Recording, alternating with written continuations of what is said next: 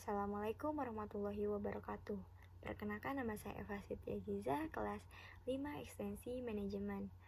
Di sini saya akan mempresentasikan tugas akhir mata kuliah Manajemen Perubahan dengan judul Perkembangan 25 tahun ke depan sebagai pemimpin pada PT Trigada Leriba Mitra. Yang pertama yaitu ada profil perusahaan. Di dalam profil perusahaan yaitu ada sejarah berdiri perusahaan. Pada tahun 2012, PT Trigada Leriba Mitra secara resmi telah didirikan dengan akte nomor 10 tanggal 3 Desember 2012. PT Trigada Leriba Mitra adalah perusahaan konsultan penyedia barang dan jasa. Bidang usaha yang dijalani oleh PT Trigada Leriba Mitra pada saat itu manajemen building atau penyedia jasa cleaning service. Awal mula jasa cleaning service yaitu di apartemen Permata Hijau, Jakarta Barat, dan mendapat panggilan dari Pusdiknas Ciputat. Pada saat itu, PT Trigada Leriba Mitra belum memiliki kantor tetap. Lalu jasa sewa tanaman hias yaitu di Bank Mandiri Syariah Bogor. Selain itu, PT Trigada Leriba Mitra menyediakan jasa untuk pembuatan dokumen perencanaan pengadaan tanah untuk jalan tol. Akhirnya PT Trigada Leriba Mitra menetapkan kantor di Kota Bogor, lebih tepatnya di Geria Katulampa, Bogor Timur. Yang kedua yaitu ada visi dan misi perusahaan. Dengan visi, ayam bisa berhenti nggak ya Allah ya Rob? Yang kedua itu ada visi dan misi perusahaan. Visi, PT Trigada Leriba Mitra memiliki visi menjadi perusahaan konsultan jasa yang mampu memberikan pelayanan terbaik, berkualitas, dan mampu berkembang. Dan misinya yaitu untuk mencapai visi. PT Trigada Leriba Mitra berkomitmen untuk menjalankan misinya sebagai berikut. Yang pertama, memberikan pelayanan yang berkualitas kepada seluruh klien. Kedua, menghasilkan produk layanan jasa yang berkualitas. Yang ketiga, membangun hubungan dan jaringan yang baik dengan klien, masyarakat, dan pemerintah. Dan yang keempat, menciptakan lingkungan dan cara kerja yang aman, nyaman, dan amanah. Kelima, menghasilkan produk layanan yang berkualitas. Dan yang terakhir itu meningkatkan kualitas SDM untuk mendukung semua kaitan perusahaan dan untuk meningkatkan pengetahuan dan kesejahteraan untuk seluruh karyawannya. Ada bidang usaha perusahaan yaitu PT Trigada Leriba Mitra, perusahaan yang bergerak di bidang konsultan berupa manajemen tentang perencanaan pengadaan tanah untuk jalan tol, cleaning service, dan rental tanaman. Ketiga, kegiatan tersebut dibutuhkan manajemen untuk menangani kegiatan tersebut. Jasa konsultan manajemen sangat diperlukan dalam menjalankan usaha agar kegiatan dari awal hingga akhir bisa berjalan sesuai dengan yang diharapkan oleh perusahaan.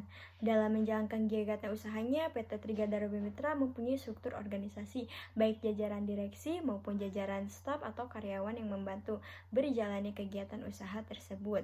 Setiap usaha yang dilakukan PT Trigada Leriba Mitra mempunyai sistem manajemen keuangan baik berupa gaji, honor, maupun perpajakan yang harus dikeluarkan, baik pajak PPN maupun PPH.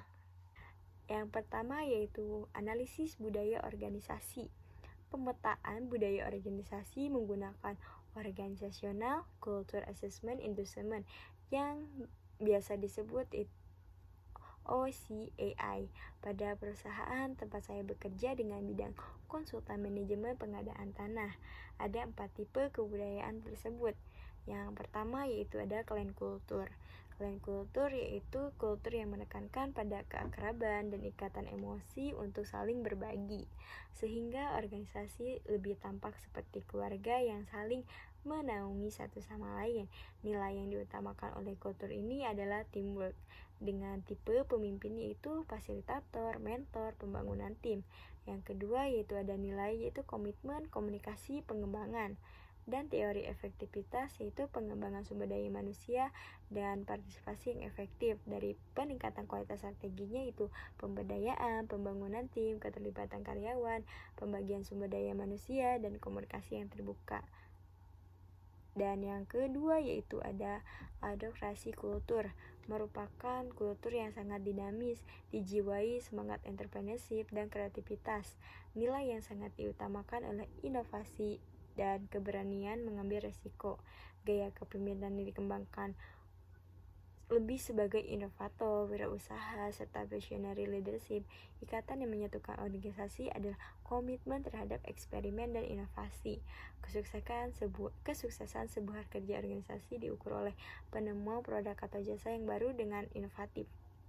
Tipe kepemimpinannya yaitu inovator, pengusaha, visioner, dengan nilai yaitu output inovatif dan transformasi. Teori efektivitasnya yaitu otomatis, visi dan sumber daya baru yang efektif. Dengan peningkatan kualitas strateginya itu menciptakan standar baru, mengantisipasi kebutuhan, perbaikan terus-menerus, dan menemukan solusi yang kreatif. Yang ketiga yaitu ada market culture. Market culture berarti tidak mengacu pada marketing atau perilaku konsumen di pasar. Kultur ini beroperasi pada mekanisme ekonomi pasar dengan melakukan transaksi-transaksi yang ditunjukkan untuk menciptakan keunggulan kompetitif. Konsep penting di dalam kultur ini adalah transaction cost. Organisasi lebih berorientasi adalah hasil bukan proses. Dengan tipe kepemimpinan yaitu keras, pesaing, produser, nilai yaitu pangsa pasar, pencapaian tujuan, dan profitabilitas. Dengan teori efektivitasnya itu agresif bersaing dan fokus pelanggan yang efektif. Peningkatan kualitas strategi itu mengukur presensi klien, meningkatkan produktivitas, penciptaan kemitraan eksternal, meningkatkan saing, dan melibatkan pelanggan dengan pemasok. Dan yang terakhir itu ada hierarki kultur, yaitu kultur yang sangat formal dan teratur, di mana setiap efektivitas semua lini manajemen mempunyai sebuah aturan main yang jelas sesuai dengan apa yang dikatakan organisasi. Segala sesuatu mulai dari penentuan kebijakan pencapaian target strategis didasarkan pada prosedur. Gaya kepemimpinan yang dikembangkan adalah sebagai koordinator dengan fungsi mentoringnya yang kuat dan ketat, sekaligus juga sebagai organisator yang unggul.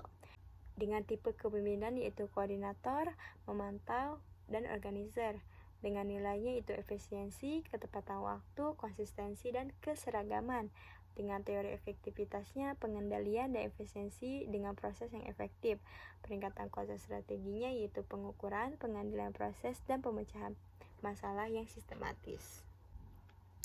Yang analisis kedua yaitu ada fenomena VUCA pada PT Trigandara Bimitra.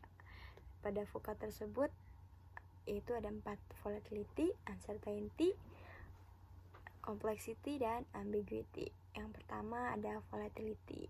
Volatility menandakan lingkungan bisnis berubah menjadi lebih kacau dan tidak bisa terprediksi dalam hal kecepatan dan volume. Satu solusi praktis untuk berdamai dengan volatility yaitu dengan vision, dalam arti memandang jauh ke depan dan fokus dengan apa yang menjadi tujuan.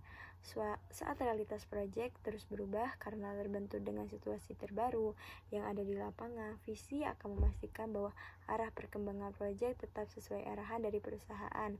Pimpinan proyek harus berpegangan pada tujuan dan target yang sesuai yang sudah ada disusun, dan harus dipastikan bahwa proyek memberi hasil sesuai rencana, tak peduli apa yang terjadi selama proses berlangsung. Itu sebabnya pemimpin harus bisa mengarahkan fokus pada satu aktivitas yang bisa mendekatkan pada keberhasilan. Langkah terbaik yaitu membedakan aktivitas penting dan mendesak. Ide dasarnya yaitu menghindari gangguan dan selalu berpikir tentang gambaran besarannya. Dan yang kedua yaitu ada uncertainty. Uncertainty merujuk pada lingkungan yang menawarkan sedikit informasi membuat keputusan yang besar. Cara yang paling memungkinkan untuk menghadapi uncertainty yaitu understanding atau memahami dengan menggunakan data terbaru sebagai acuan. Untuk mengurangi ketidakpastian, pemimpin proyek harus mau membuka data yang akurat dan terbaru terkait proyek yang sedang ditangani, tapi bagaimana bisa membuat keputusan penting jika harus bergantung pada data yang lama.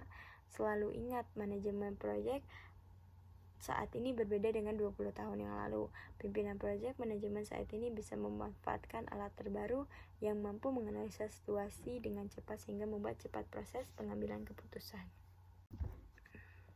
Yang ketiga yaitu ada complexity. Complexity memberi indikasi bahwa lingkungan sangat dinamis dengan banyak keterkaitan yang justru membuat sulit diurai. Untuk mengurangi benang kusut karena complexity yaitu dengan clarity, atau bisa dimaknai dengan komunikasi sederhana dan jelas agar mudah tersampaikan. Dalam lingkungan kerja yang serba kompleks saat ini, komunikasi merupakan kemampuan penting yang harus dimiliki individu yang terlibat dalam manajemen proyek. Menurut Albert, komunikasi merupakan sumber sinkronisasi antar individu dalam satu proyek. Pimpinan proyek harus mampu menjelaskan apa yang harus dilakukan anggota yang terlibat. Dengan sikap yang jelas, pekerja akan mengetahui peran dan tanggung jawabnya juga. Lebih bisa memahami apa yang salah jika sesuatu tak berjalan sesuai rencana. Dan yang terakhir itu ada ambiguity. Ambiguity bisa diartikan bahwa lingkungan bisnis tidak bisa terjelaskan karena informasi yang didapat bisa dimaknai dengan berbagai cara. Tak ada yang lebih bisa melawan ambiguity dengan agility, yang menyediakan fleksibilitas untuk menyesuaikan perubahan secepat mungkin. Semisal situasi menjadi tak terjelaskan, pimpinan proyek harus memiliki fleksibilitas sebagai upaya merespon perubahan dengan cepat. Agility atau ketangkasan akan berimbas pada sikap proaktif, alih-alih reaktif yang bisa membantu menyediakan strategi alternatif. Jika proses tak berjalan sebagaimana rencana, pemimpin harus mempunyai rencana darurat, misalnya dengan mengatur risiko yang harus mengambil jika gagal. Manajemen proyek analisa risiko memiliki metode proaktif untuk memprediksi dampak negatif yang terjadi pada proyek. Analisis yang terakhir yaitu ada analisis SWOT. Dalam analisis SWOT yaitu ada strengths. Strengths atau kekuatan adalah segala sesuatu yang menjadi sebuah kelebihan yang dimiliki oleh perusahaan dibanding dengan perusahaan lain. Atau kekuatan dapat pula diartikan sebagai kondisi kekuatan yang terdapat dalam organisasi atau konsep bisnis yang ada. Kekuatan yang dianalisis merupakan faktor yang terdapat dalam tubuh organisasi, proyek atau konsep bisnis itu sendiri. Perusahaan PT Tiga Darah Mitra adalah perusahaan yang bergerak di bidang konsultan manajemen, pembuatan dan pengetikan dokumen penawaran, perencanaan di bidang bangunan atau teknik sipil. Yang menjadi kelebihan dan kekuatan dari perusahaan ini adalah yang pertama, tim pekerja sudah berpengalaman dalam mengerjakan dokumen penawaran atau tender proyek konstruksi ataupun pengadaan, baik itu proyek swasta maupun pemerintah. Proyek konstruksi yang bisa disebutkan dokumennya seperti jalan, jembatan, irigasi, dan lain-lain. Dan yang kedua yaitu ada harga jasa pembuatan dokumen tidak terlalu mahal, namun kualitas dan kinerjanya ataupun output yang dihasilkannya sangat bagus. Dan yang kedua yaitu ada weakness atau kelemahan. Weakness atau kelemahan adalah sesuatu atau persoalan yang menjadi penghambat bagi perusahaan untuk maju. Kelemahan itu sendiri terdapat dalam internal ataupun eksternal. Perusahaan dapat diartikan sebagai weakness atau kelemahan adalah perusahaan yang tidak bisa menindaklanjuti kelemahan yang mereka miliki agar perusahaan dapat mampu meminimalkan dampak kelemahan yang memiliki terhadap kinerja perusahaan. Adapun yang menjadi kelemahan dari perusahaan ini adalah jumlah peralatan yang cukup terbatas, sehingga apabila terjadi volume pekerja yang meningkat akan butuh waktu untuk menyelesaikan pekerjaan. Dengan jumlah karyawan yang masih sedikit, perusahaan memiliki beberapa karyawan saja, sehingga agak kewalahan apabila volume pekerjaan meningkat. Dan yang ketiga pada weakness ini yaitu sesuatu karyawan masih pelajar atau mahasiswa menjadi hambatan dan kelemahan tersendiri, karena waktu belajar dengan waktu menjadi karyawan akan ada dalam masalah penyelesaian tugas. Dan yang keempatnya itu ada struktur organisasi yang belum baik. Struktur organisasi yang kurang baik dapat menyebabkan penyelewengan tugas dan wewenang kerja. Dan analisis SWOT yang ketiga itu ada opportunity atau peluang. Opportunity adalah peluang usaha untuk meningkatkan daya saing serta untuk menciptakan inovasi baru dalam memenuhi kebutuhan berupa produk dan jasa yang berkualitas di pasaran. Peluang ini juga digunakan untuk memperluas jaringan pemasaran produk atau jasa yang dihasilkan. Perusahaan berpendapat untuk sukses yang dibutuhkan beberapa inovasi. Berarti perusahaan mengidentifikasi peluang dengan melakukan inovasi. yaitu menambah jumlah karyawan dan peralatan. Dengan bertambahnya jumlah peralatan kantor dan jumlah karyawan yang dipekerjakan, perusahaan menjadi lebih efektif dalam penyelesaian tugas dan pekerjaan. Pekerjaan menjadi efektif dan efisien apabila jumlah peralatan kerja sebanding dengan jumlah karyawan dipekerjakan. Analisis SWOT yang terakhir yaitu ada threat. Threat atau ancaman adalah ancaman bagi perusahaan dari dalam maupun dari luar.